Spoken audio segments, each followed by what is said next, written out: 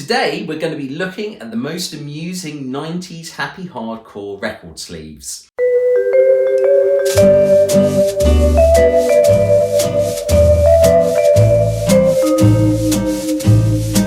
Now, it's fair to say that most records from this era didn't have bespoke sleeves. It added about a third to the manufacturing cost to make a custom colour sleeve. So for reasons of costs, a lot of labels actually use these disco sleeves, which were interchangeable between releases, so that if you printed up too many, you could use them on your next release. Okay, so some of the greatest happy hardcore sleeves were probably on RSR and Supreme Music, especially for the Life Force Generator trilogy. On this fine sleeve, you can see from left to right, Supreme, Ramos, Sunset Regime, and MC Marley. I'm not sure if they were auditioning to look like the worst boy band ever, or if this was a serious publicity shot. I don't really know what's going on here, but it does make me smile whenever I pull this record out, and the music's really good. So by the time Life Force Generator 2 had come out, no expense had been spared, and we've got this lovely photo from Chessington World of Adventures on the front, featuring all the boys of the time. Slipmatt, Hixie, all the crew. I noticed that Heidi, who's featured on vocals, was not allowed to attend Chessington.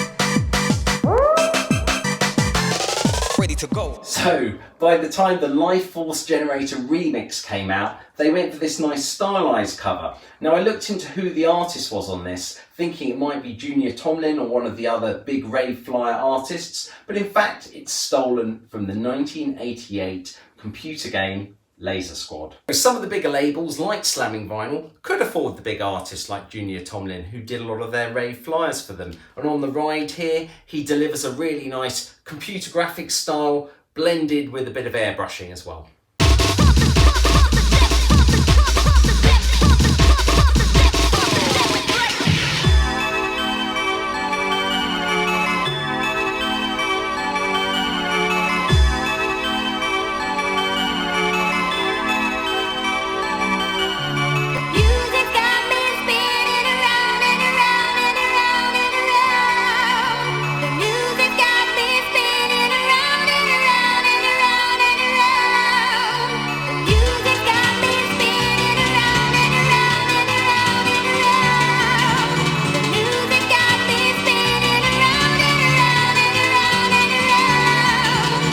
Night Force always put a lot of effort into their record sleeves. Apparently this was one of the most expensive ones they produced, mainly because it featured Lunacy, the label owner's smashed up DAT machine. He decided to smash it up after it chewed up one too many DAT tapes.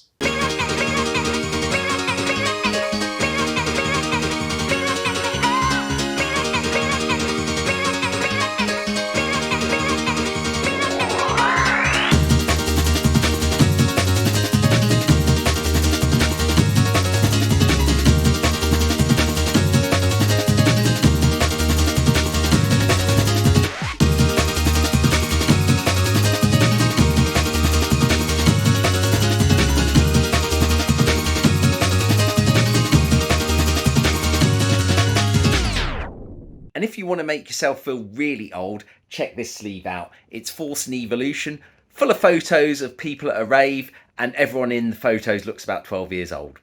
What does the World War and happy hardcore have in common? This record, which uses army recruitment artwork. I'm not quite sure what the link really is here. There are obviously lots of explosions and sirens in rave music, but the link does seem a little bit tenuous.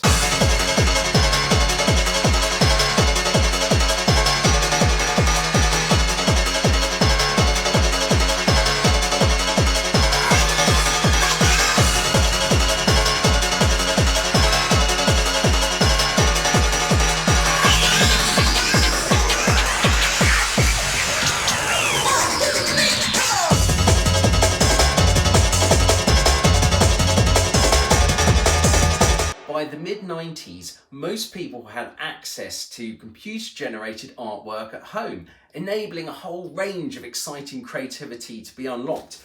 Fusion Records took this on board with their very strange cover for Cheddar 4, Giving You the Cheese. A cover so dark you can't really see it. So we're going to put it on this table and under this really bright light here and see if there's any hidden cheese on this cover.